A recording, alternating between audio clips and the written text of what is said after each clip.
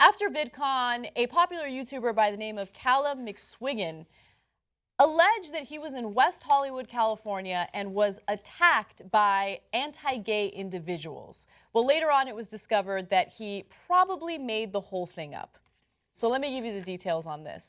Well, let me give you a little bit of context in this, because this is a story we considered covering yesterday when it came out that he was, at the time, it seemed like he was attacked. And a lot of us in the production meeting were like, this story's got red flags on it. Yeah, we just kind of had a gut feeling that it was fake. Our Ben Mankiewicz red flag came out, because Ben is famous for, there's something wrong with this story. And I was saying, so wait, let me get this right.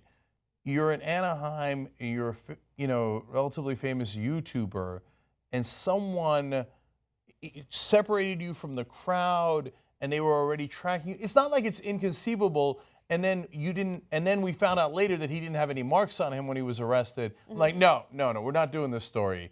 There's a huge problem with this story. Yes. And it turns out that that was the case. So let me give you some more details on who he is and how he lied. So he's a moderately famous 26-year-old YouTuber who makes videos with titles like Straight Guys See My Nudes, Gay Guys Embarrassing Sex Secrets, and Gay Love Story, My Hot Australian Boyfriend. Kind of want to check that video out. Yeah, he bless his heart on that. He's having fun. I got no problems with his channel, and it's not like gay hate crimes can't happen. We report on them all the time. We had a giant one just happen in Orlando, and we're furious about it. But it doesn't help to make stuff up. That really is counterproductive. Right. So he originally posted something on social media showing him injured, right? And so here's the picture that he posted. And in the caption, he talks about how he was targeted for being gay and he was beaten up. He says, "Last night was the worst night of my life, and I'm really struggling to find the words to talk about it. After one of the most wonderful weekends at VidCon, we went out to a gay club to celebrate, and towards the end of the evening, I was separated from my friends and beaten up by 3 guys. The authorities should have been there to help and protect me, but instead they treated me like a second-class citizen. With 3 broken teeth and 6 stitches in my forehead, I've never felt so terrified to be a gay man in the public eye." Well, cops responded to that and said, no, that's not what happened. Let me give you their details. Officers were unable to substantiate the assault. The YouTuber had no visible injuries and was arrested when officers went to the scene after deputies observed him vandalizing a car. The 26-year-old was booked and photographed, photo above, I'll show you in just a second, and placed in a cell by himself at the West Hollywood station. It was there that station personnel say that he was then observed injuring himself with a handle and receiver to a payphone inside the cell. So his booking photo looked like this.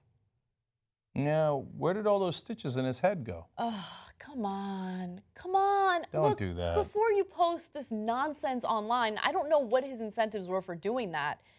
Just think about the paper trail that you've just left behind. It's so obvious to figure out. So, look, if you think it was weird for me to, like, wonder why it couldn't happen, it could happen. It happens all the time, all across America. It's just, there was so much talk at VidCon, because we were there, about security. And some of the more famous YouTubers had bodyguards with them because of what happened to Christina Grimmie, and that's very understandable. So there's just a lot of attention being paid to people with security issues. And so there are a lot of people there looking for attention. So now you've got attacks against gays in the news, you've got attacks against YouTubers in the news, and the people with bodyguards are getting an enormous amount of attention. Here is an up-and-coming YouTuber all of a sudden saying, look at me, I'm gay and I got attacked. And I thought, well, that is an interesting coincidence, but it could certainly happen. Then you find out the stitches on his head aren't there in his mugshot. Then apparently they've got video of him smashing himself with a payphone. That doesn't look good. And remember, every time you cry wolf, it hurts the cause of all gay Americans when they deal with real violence and people go, oh yeah, remember that time that guy made it up? It's all BS.